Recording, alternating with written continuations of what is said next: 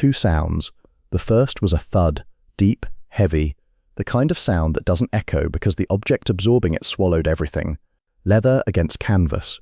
A heavy bag, 70 pounds, hanging from a chain bolted to a steel frame that had been dragged onto a grass field and anchored with sandbags.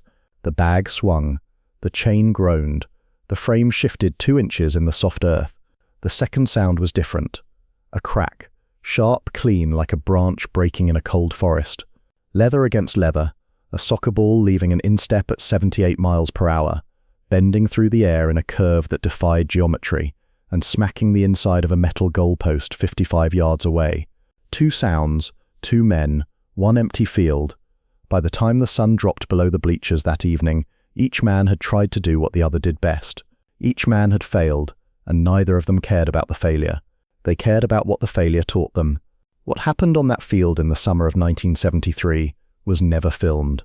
No camera crew, no audience, no record. But both men remembered it for the rest of their lives. One of them had 43 days left. The field was at UCLA, Drake Stadium, the practice area behind the main track, a flat rectangle of grass used by the university's soccer program during fall and spring, and by nobody during summer break. In June of 1973, the field was empty 6 days a week. The grass was kept short by a groundskeeper named Miguel, who rode a green John Deere mower at 7 a.m. every Monday and Thursday, and who had no idea that on this particular Wednesday evening, 2 of the most extraordinary pairs of legs in the 20th century would stand on his grass and compare what they could do. It was 6:07 p.m. The sun was still high enough to cast everything in warm amber light, but low enough to stretch the shadows of the 2 goalposts across the field, like long dark fingers reaching toward midfield. The air was dry, 74 degrees. A slight breeze came from the west, carrying the faint salt and exhaust smell of the Pacific Coast Highway, 3 miles away. The bleachers were empty. The parking lot held 1 car. The only sound was a sprinkler clicking somewhere beyond the fence. The man who parked that car was Bruce Lee. He was 32 years old, 5 feet 7 inches, 135 pounds, and in June of 1973, he was 6 weeks away from becoming a myth. Enter the Dragon was in post-production. The film that would turn him from a respected martial artist into the most iconic fighter the world had ever known was sitting in editing bays at Warner Brothers, being cut and scored and prepared for a premiere that would change the way the entire planet thought about combat, about Asian men, about what a 135-pound body could do to a world built for bigger people. But he didn't know that yet. Not really. He suspected it. He felt it the way a storm feels itself gathering before it breaks. But on this evening, on this grass, he was still just a man with a heavy bag and a canvas duffel, and a pair of Onitsuka Tiger shoes that were worn through at the heels from 10,000 hours of pivoting on concrete and wood and grass. He wore black cotton training pants with no logo, and a plain white t-shirt that fit close enough to show every ridge across his abdomen, every intercostal muscle, every tendon that ran from rib to hip, like cables holding up a suspension bridge. His arms were not large, his shoulders were not wide. Nothing about Bruce Lee suggested size. Everything about Bruce Lee suggested density. He was compressed, like a diamond is compressed, like a bullet is compressed. Every ounce of him had a job, and no ounce was unemployed. He walked onto the field carrying his duffel bag and set it beside the heavy bag frame. He stretched alone. The routine was the same one he had done 10,000 times. Hip circles, slow and wide, loosening the ball and socket joints that generated the rotational force behind every kick he threw.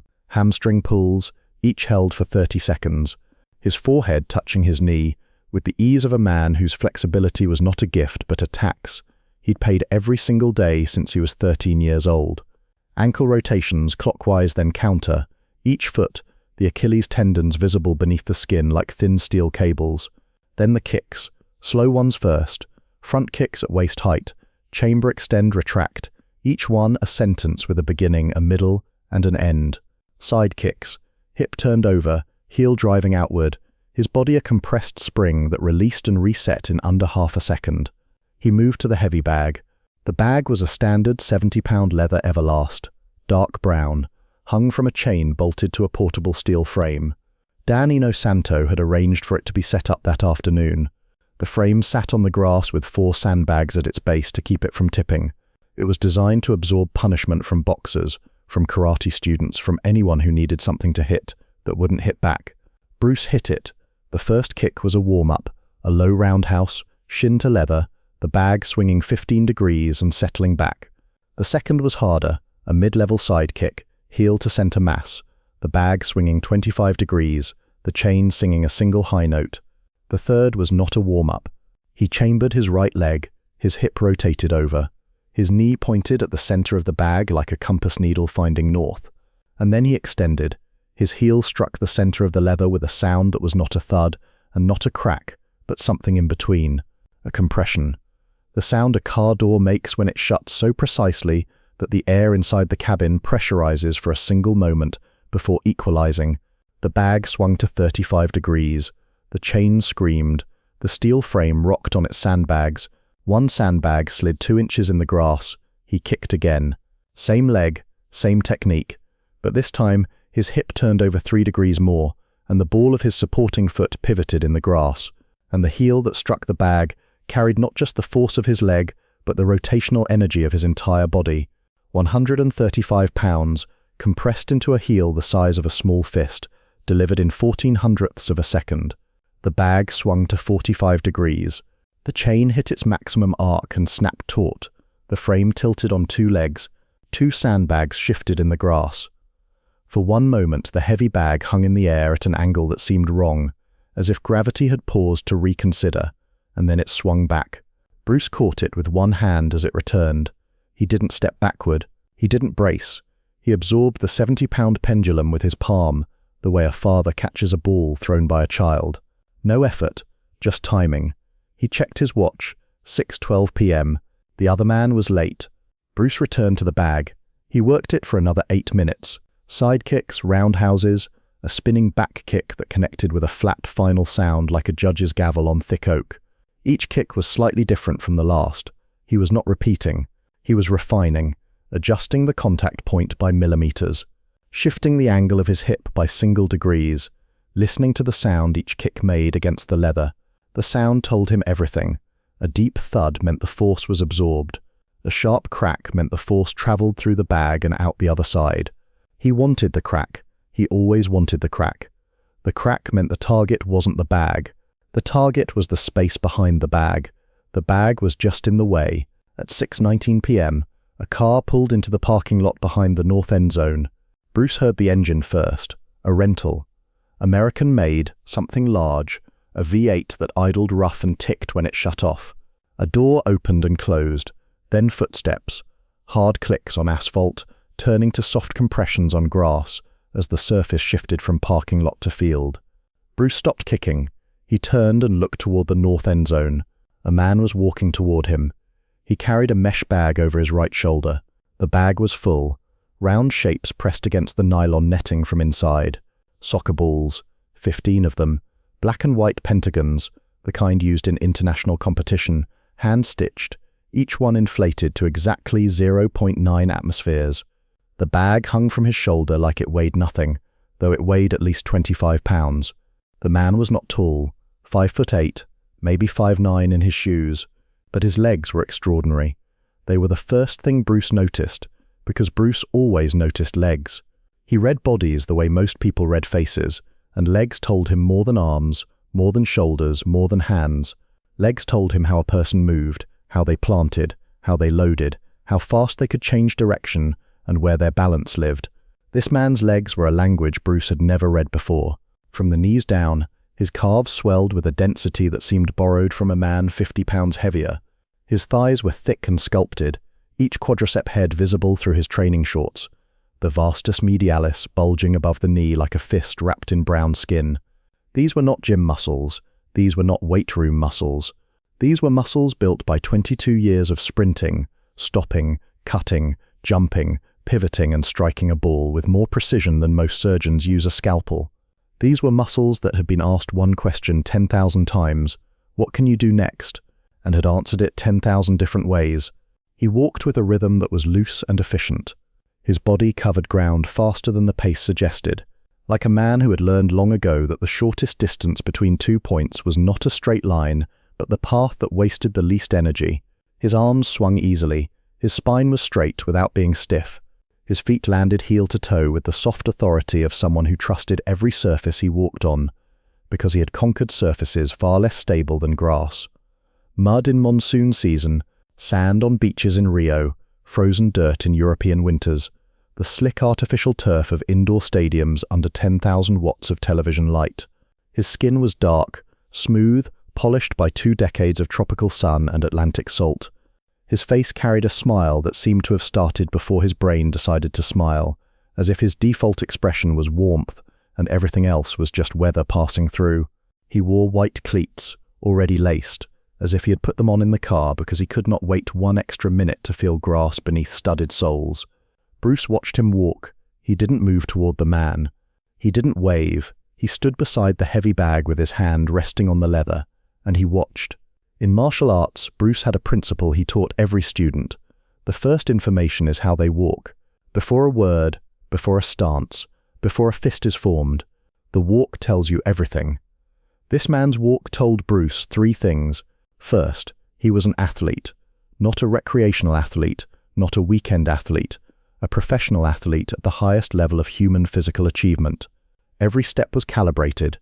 Every joint moved within a range that had been tested and refined and tested again over years, probably decades. Second, he was confident without being rigid. His body didn't announce itself. It didn't puff or posture or spread. It simply moved, and the confidence was in the efficiency. No wasted motion, no extra tension in the shoulders, no clenched jaw.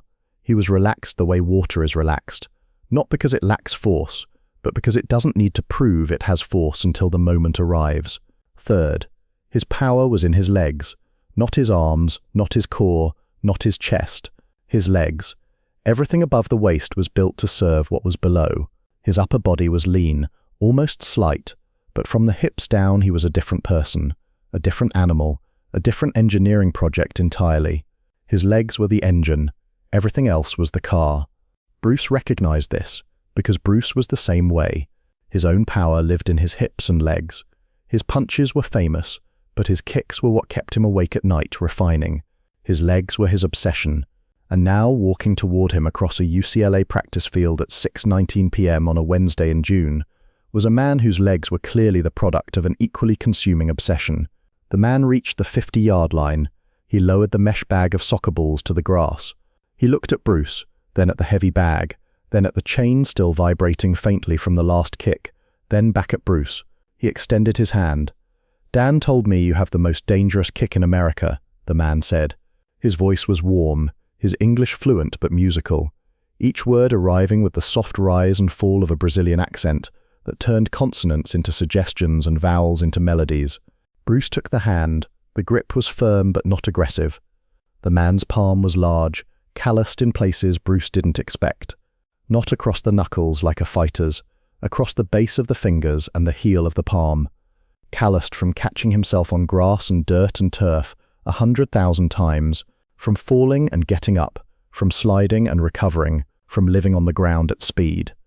"Dan exaggerates," Bruce said. The man smiled. The smile widened slowly, like a sunrise that knows it has all the time in the world. "Dan told me you'd say that." They stood at midfield, 2 men, same height within an inch, same weight within 15 pounds, same age within 7 months, same obsession, the legs, the kick, the lower body, as the seat of all power, expressed through 2 completely different disciplines that had never met on the same patch of grass before this moment. Bruce gestured toward the heavy bag. "Have you ever kicked one of these?" The man looked at the bag. He studied it, the way Bruce had studied his walk. Not with confusion, but with the focused curiosity of someone encountering a tool from a trade that bordered his own, but spoke a different dialect. "No," the man said. "My targets move. This one doesn't. That's the problem." Bruce almost smiled. He stepped back and opened his hand toward the bag. "Try." The man set his feet on the grass. He looked at the bag for 3 seconds. Then he kicked it.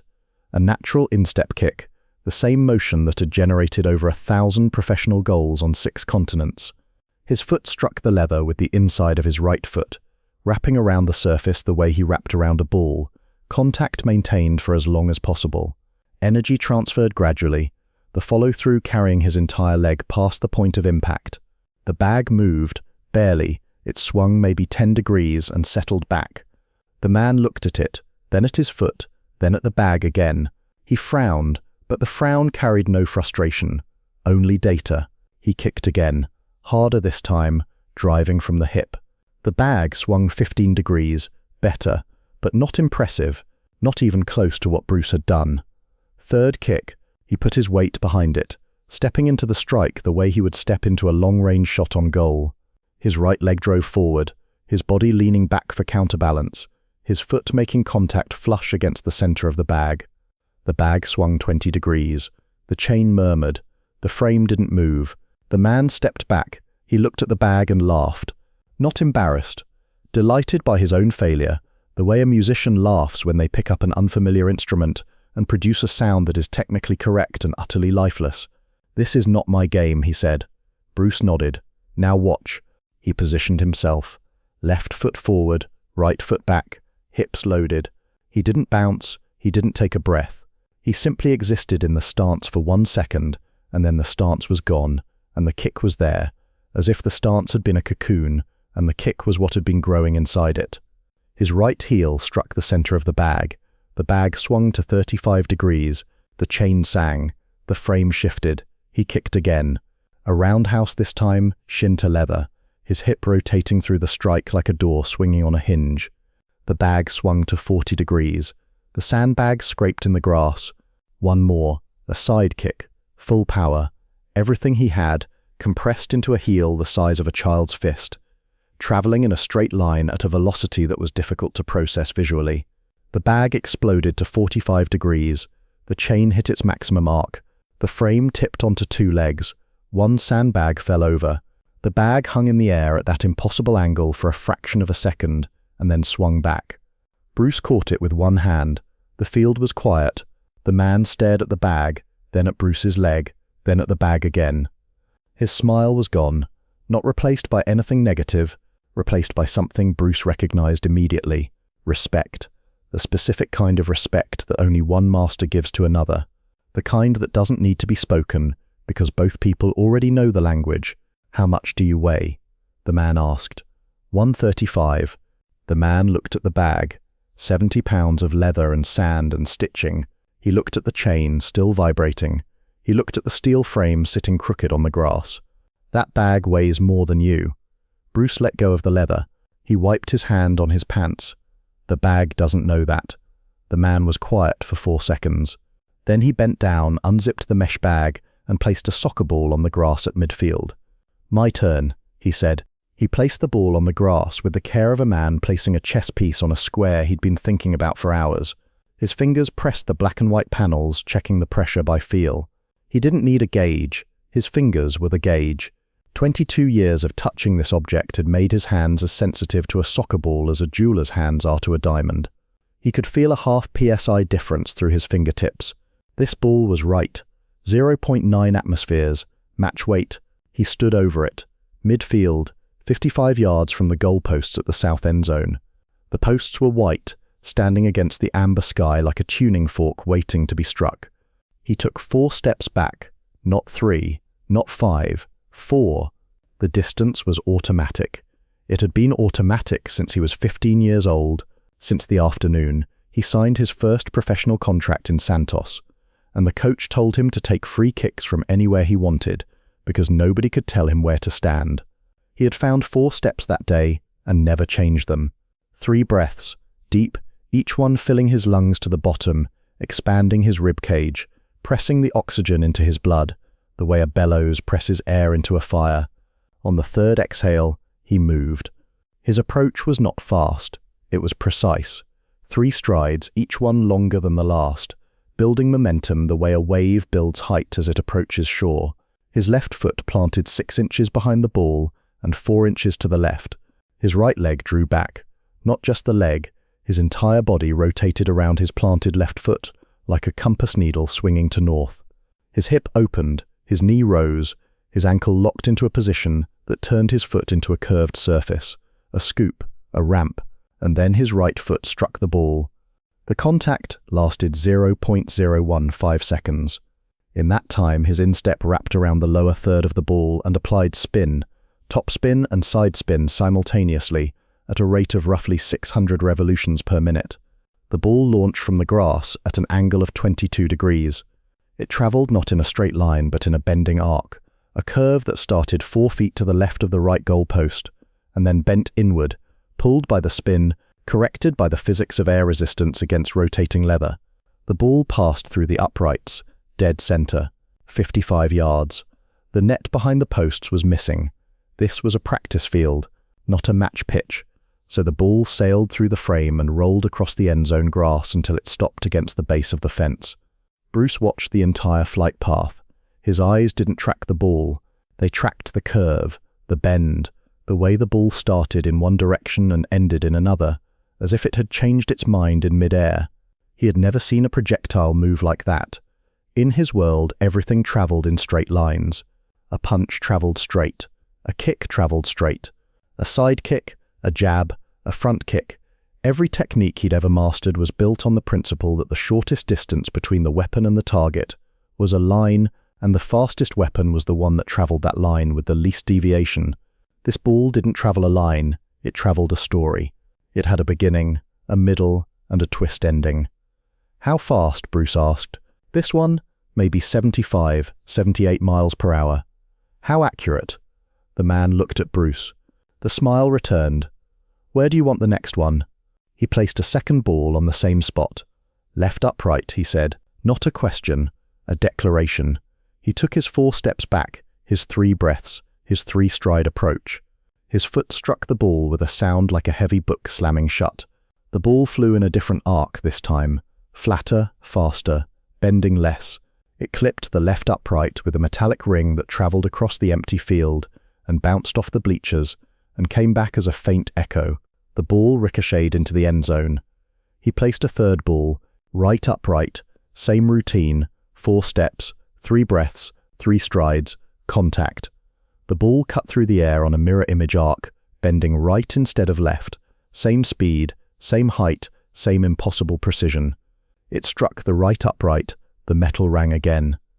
A different pitch this time, slightly higher, because the ball hit the post at a different angle. 2 uprights, 2 kicks, 2 hits. Bruce Lee stood on the grass at midfield and was silent for 8 seconds. His face showed nothing. Not awe, not intimidation, not admiration. Something else, something deeper. He was calculating. His eyes replayed each kick in memory, breaking the motion into components. Hip rotation, ankle angle, point of contact on the ball, follow-through trajectory, plant foot position.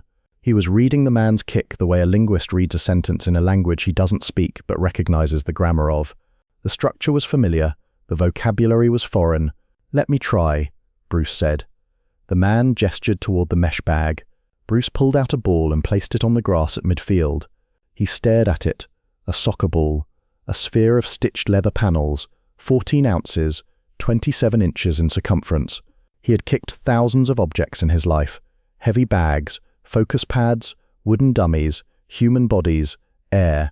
He had never kicked a soccer ball with the intention of sending it somewhere specific. He took his stance, not a soccer stance, a fighting stance. Left foot forward, right foot back, hips cocked, weight loaded on the rear leg. The stance of a man preparing to destroy something, not guide it. He kicked. His right foot struck the ball with the blade edge, the same surface he used for a side kick. The contact was hard, fast, and total. The ball didn't bend. It didn't curve. It didn't tell a story. It screamed. It launched from the grass in a straight line at a velocity, the man estimated at 85 miles per hour from the sound alone, faster than any of his own kicks. The ball rocketed toward the south end zone and kept going up. It sailed over the crossbar by 40 feet. It drifted right by 30 yards.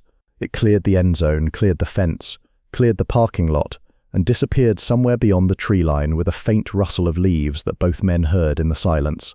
The field was quiet for 3 seconds. Then the man started laughing. Not mocking, not cruel.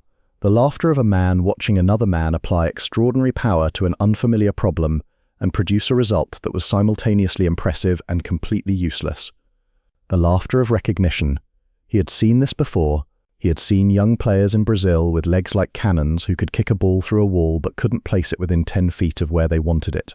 "That ball is still going," the man said. Bruce looked at the space where the ball had vanished. "I hit it. You did. You hit it harder than anyone I've ever seen. But you hit it like you're trying to punish it. A ball doesn't need to be punished. It needs to be guided." Bruce turned to face the man. The evening light was shifting now, the amber deepening toward copper, the shadows on the grass stretching longer. A breeze moved the mesh bag on the ground. Somewhere beyond the fence, a car horn sounded once and stopped. The man placed his hand on another ball. He didn't pick it up.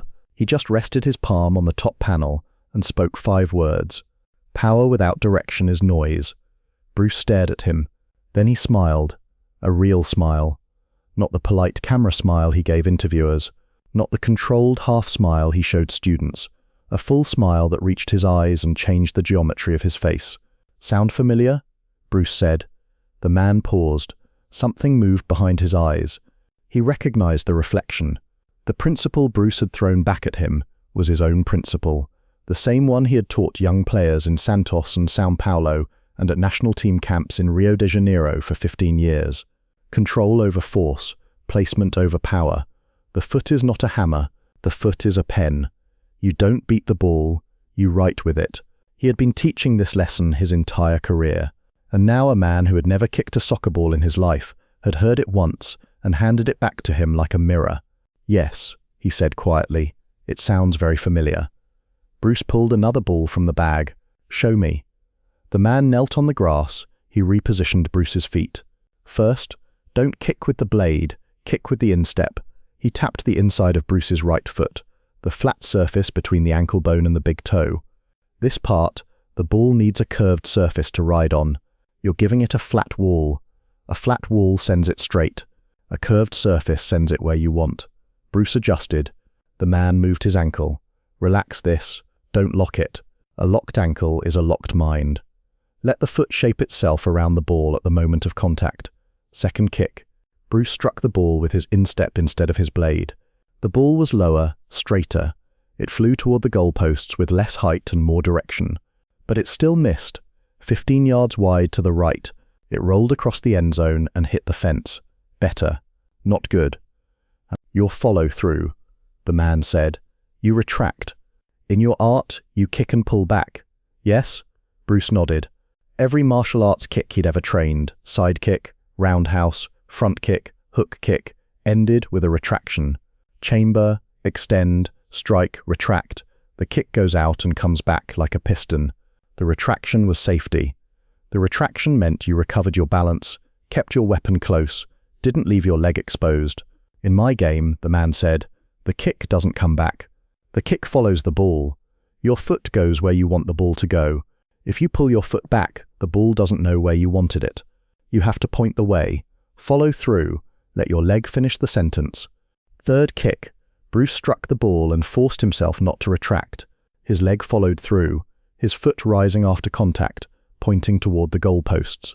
The ball flew lower, harder, more directly. It missed the goalposts by 8 yards. Closer, his jaw clenched, his eyes narrowed.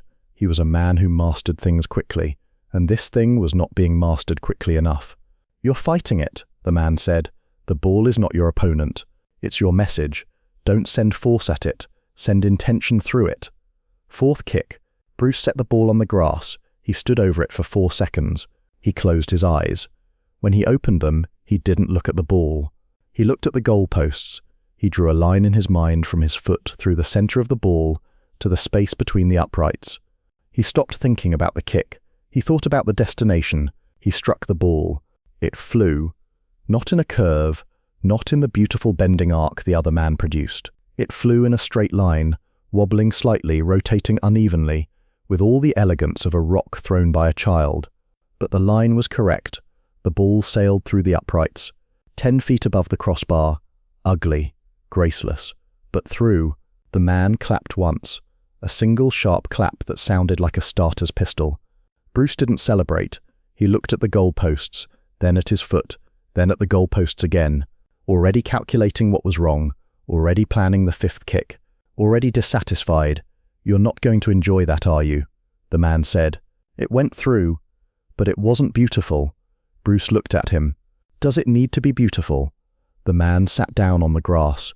He pulled his knees up and rested his forearms on them. That question, he said, is the difference between us. They sat at midfield. The man opened a water bottle and drank. Bruce stretched his right hip, rotating the joint slowly. He had kicked with a follow-through for the first time in his life, and the new motion had pulled muscles along his iliac crest and inner thigh that his normal kick never touched. The angles were different, the demands were different. His body was reminding him that even a machine as finely calibrated as his had settings it had never been asked to use.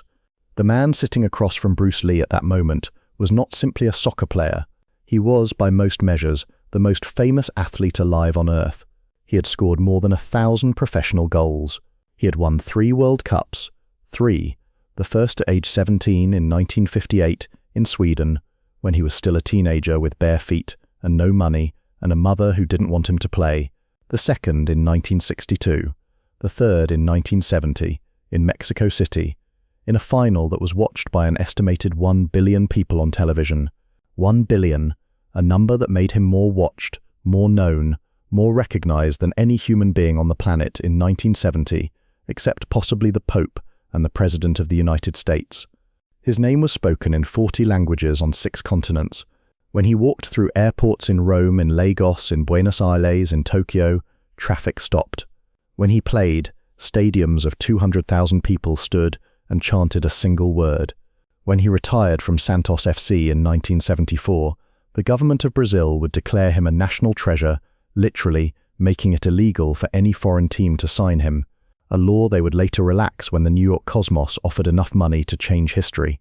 When he walked through Los Angeles in 1973, almost nobody recognized him. America didn't care about soccer, not yet. To Americans in 1973, soccer was a game played by children at suburban parks, and by foreigners on television channels nobody watched. The idea that a soccer player could be the most famous athlete in the world would have made an American sports fan laugh. They had Ali, they had Hank Aaron, they had Namath. They didn't have him, not yet. His name was Edson Arantes do Nascimento. His father gave him that name. The world gave him another.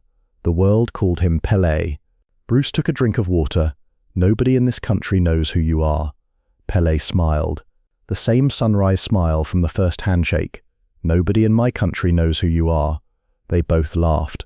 The sound traveled across the empty field and disappeared into the bleachers.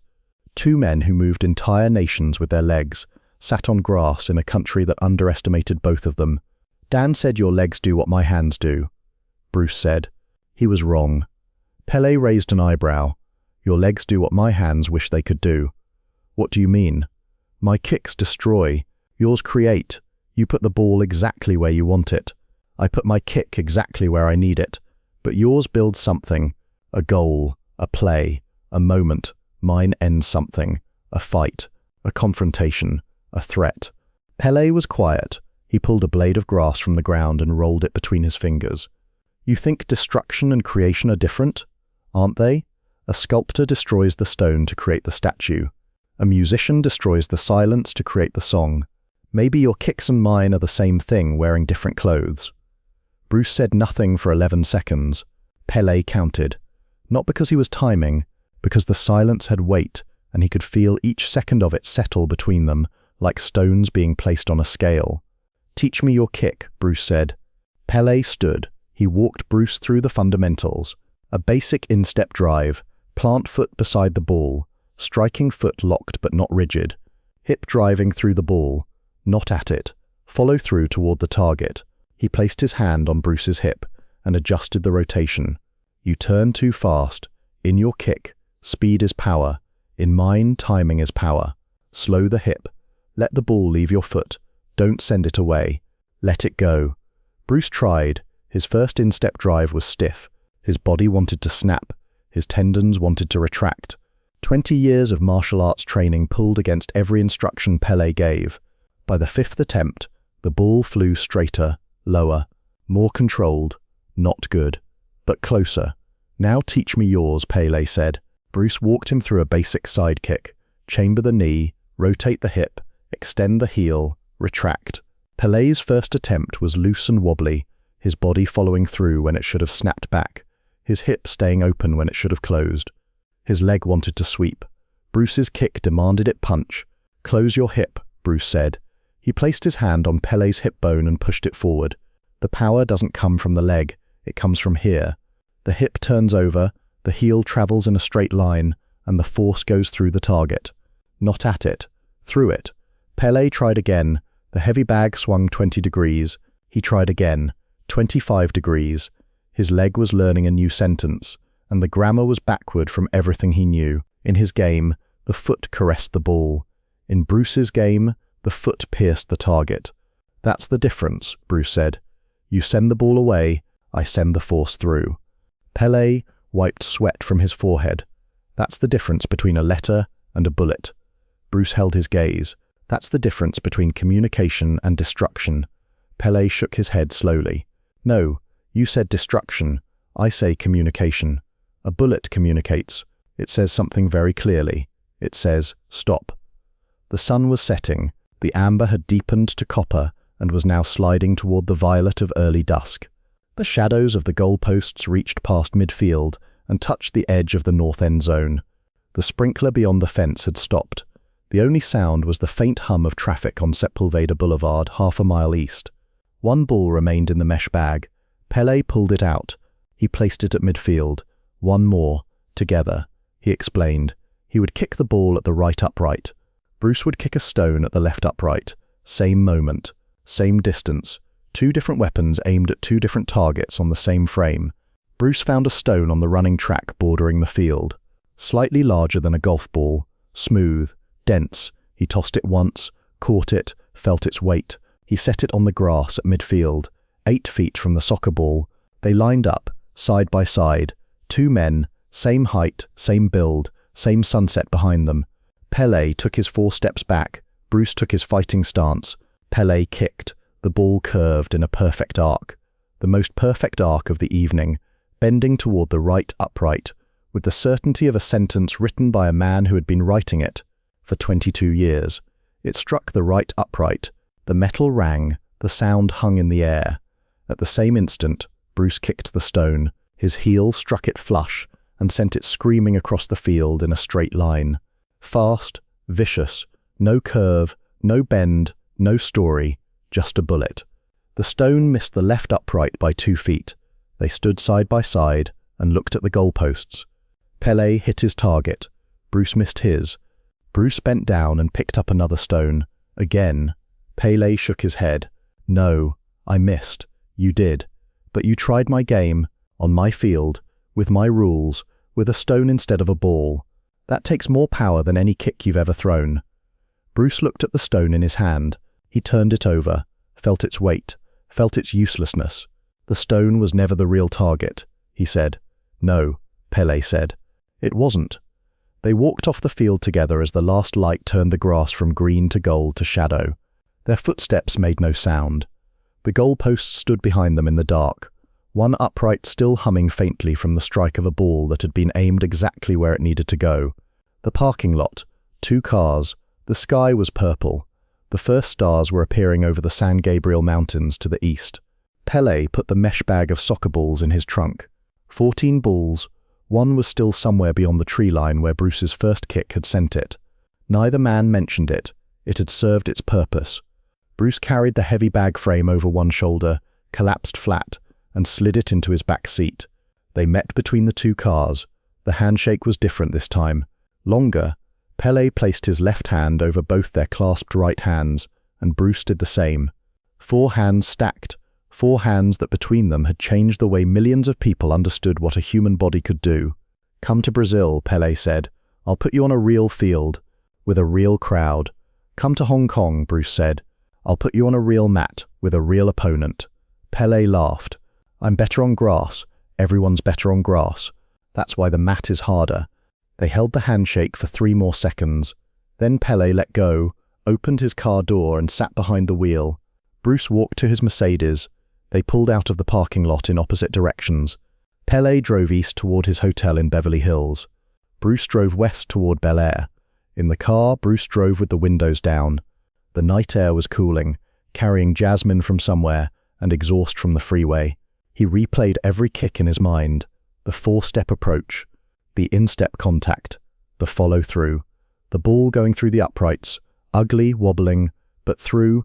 He flexed his right ankle. The new angle still felt wrong. The follow-through still felt like leaving a door open behind him. But something about it stayed.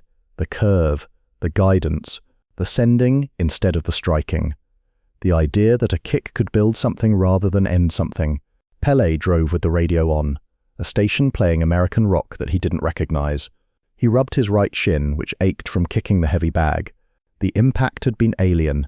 His foot was built for spheres, for curved contact, for extended surface meetings that lasted fractions of a second but felt like conversations. The heavy bag had been a wall. His foot had hit a wall. But Bruce's kick, that side kick, the retraction, the snapback, the economy of it, stayed with him. The idea that you could deliver maximum force and then immediately take it back, that the weapon could fire and reload in the same motion. In his game, the follow-through was everything. In Bruce's game, the retraction was everything. Each man had spent his life perfecting one principle, and the other man's principle was its exact opposite. 43 days later, Bruce Lee was dead.